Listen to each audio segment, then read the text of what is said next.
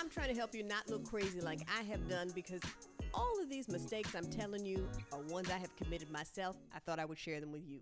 Coming in for the first on my list would be packing luggage that is too heavy. Now, I really work hard to keep my carry-on luggage light. I keep it at 10 pounds. Some airlines will let the bag be heavier than that. So I just stick to 10 pounds because internationally, that has helped me a lot. And domestically, I'll tell you, the reality is I don't have as much in my bag, so I know that I can quickly put it in the overhead bin, and I don't need to look at anyone to help me. People are not that interested in trying to help you out on flights these days. So I don't want to have to be waiting, hoping that someone will see me struggling with my bag and help me push it in there. If that happens, that's great, but I don't need it to manage on the plane. So I don't want to have to wait and fumble around with my bag. I don't want to deal with that. So I work very hard to keep it at 10 pounds. A really great way for me to do that is by having a luggage scale. I could probably put my bag onto a regular scale, but I don't want to be like almost wrong and then my bag weighs too much. I don't want to deal with that. So I just have a luggage scale to keep me honest, and that has been really, really good. They don't cost that much, usually between like $10 to $20, depending on how fancy you want to get. Mine cost around $14, and I got it on Amazon. So highly recommend getting that, especially if you're going to travel frequently. People are always like, "Oh, you don't have that much with you." It's not because I don't want a lot of things. I just know myself, so I would rather make sure I pack in advance, because that forces me to look at how heavy my bag is getting and what I really need to take with me. Something to mention, for the bags that I'm taking with me onto the plane, I only have one carry-on suitcase, but I often travel with a backpack as well. I don't want the backpack to be heavy because, I'm getting older and I don't want my back messed up, and already I got issues. So I try to avoid making my backpack very heavy as well, and I really think about what I'm putting in there. So it's not just the carry-on suitcase or my carry-on luggage. It is also my personal item. In this case, it's a backpack. I think about how heavy that's going to be. I definitely don't want it to be 10 pounds on my back. So I work hard to take out as much of the stuff I want to put in there as possible. And I might not have a lot of diversity in the clothes that I'm taking with me. I might not have a lot of diversity in the items I bring with me, but I have what I need to get through a trip. So you got to pack the way that you feel is going to work for you. So if you want to bring a bunch of suits and dresses and all that stuff, bring it. Just make sure that you can manage what you bring with you. Next on the list is making sure that my carry-on bag fits into the overhead compartment or is going to fit underneath the seat in front of me. I would say the average sized carry-on suitcase that you see when you go to buy luggage online or in person, that's the size that you should go for.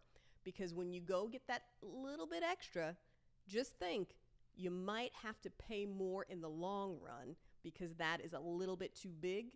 And so you have to check it at the last minute and you weren't planning for that. It also might lead you to put a bunch of stuff in your bag that you don't need. So I really encourage you to just get the basics when it comes to a carry-on suitcase. Number 3, electronics buried in my carry-on luggage. I want to keep my electronics in my backpack. That's my personal item. So I have a compartment for my laptop. If I have a tablet or I'm traveling with my camera, if I have a portable charger, I want all of those things in easy to reach locations in my backpack.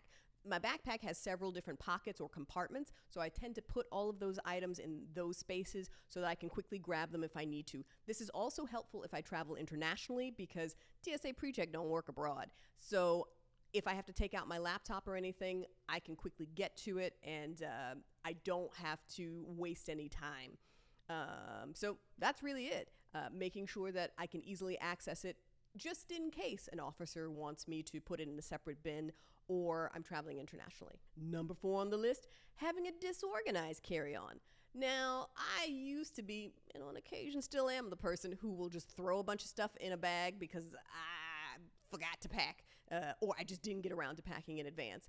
Now I have packing cubes. Packing cubes are a game changer for me. They help me stay organized even when I feel like everything is chaotic.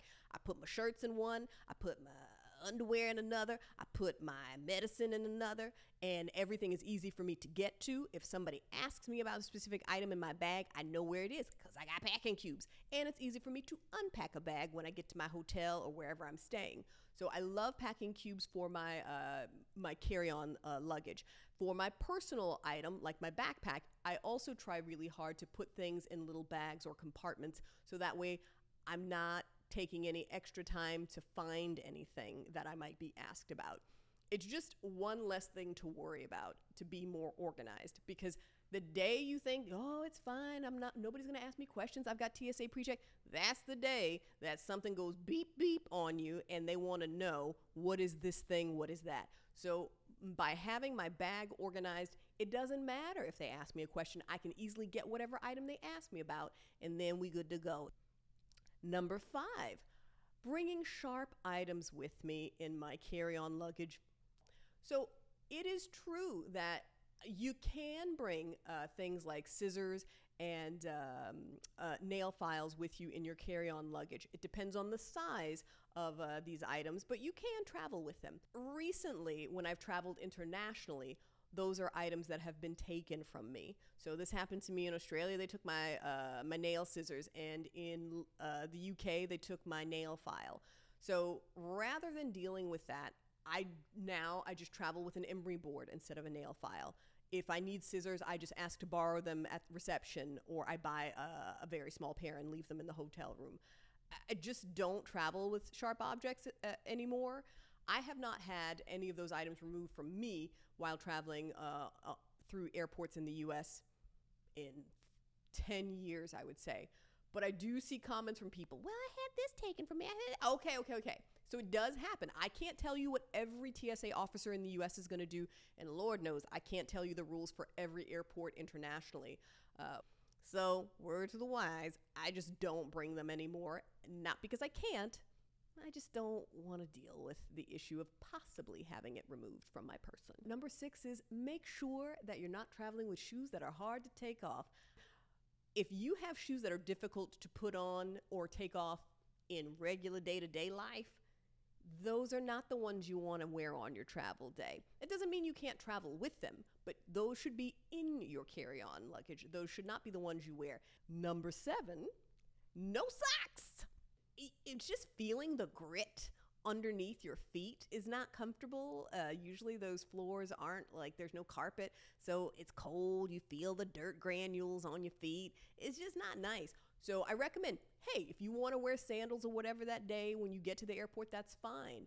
Keep socks nearby, either in your personal item or quick and easy to reach in your carry-on luggage, so that way you can put the socks on when you're going through TSA pre-check. Moving on to number 8, liquids. The size of the liquids in your carry-on luggage. This is a mistake I see people forgetting about, and so if you're traveling in the U.S., your liquids need to be 3.4 ounces or smaller. For example, if I have a 5-ounce tube of toothpaste, but it's only half full, oh, it shouldn't be a big deal, right? Whoop. No, I've had toothpaste taken from me because it was in a larger tube, even though the amount of toothpaste in the container was okay. So you need to have items that are 3.4 ounces or smaller. The container also needs to be that size. This is also very helpful if you travel internationally. Around that size typically works in many, many countries for carry-on luggage. Number 9, avoid having liquids that are not all in one container if you're taking them in your carry-on. If you're traveling in the US, TSA requires that you have all of your liquids in a quart-size bag that is either completely clear or relatively transparent. So you will see Ziploc bags are very easy to get. So you can get a quart-size Ziploc bag. All of your liquids can fit in there and you can see them through the bag. That's perfect. If you have a relatively transparent item, you'll see these bags that are called TSA approved. TSA don't sell no bags, so they don't go around approving them. But the reason why people will say they're selling bags that are TSA approved is they meet the requirements that they found on the website, which is the bag needs to be clear or transparent, and it needs to be 1 quart size. So all your liquids need to fit into that bag. I like those TSA approved bags because typically they're a tiny bit bigger. And usually the material is more durable. So I like to get a TSA approved bag. You can get them on Amazon, which is what I usually do. You can get them at Walmart, Target, all kinds of places. Those are really, really helpful. Just to note though, just because it works in the US does not mean it will work in other countries. So the benefit of having this TSA approved bag or a Ziploc bag is that you now have all of your liquids in one place. And so if you travel internationally, you are probably going to meet the requirements for that country as well, because usually about a quart size is what they're using in other countries. But even still, all of your liquids are in one place. So this is why it's helpful. Follow the rules for TSA. It's really going to make things easier for you when you travel abroad as well. It may not fix it all, but it makes it pretty simple. Recently, I traveled through Heathrow Airport in London, and as I was leaving, the officer there was like, I see that you have a bag that works in another country, but that doesn't work here. You need to take this little baggie. So even though I travel all the time, and most of the time in London, I don't have to take my liquids out of the bag that I came with, I had to do it this time. And the more you travel, the easier it becomes. But even if you don't travel all the time, what I find is by having some basic lists, some rules to go by, it helps me. It helps me form better travel habits. So I'm sharing with you so that way you can have a better travel day when you get out there exploring the world, y'all.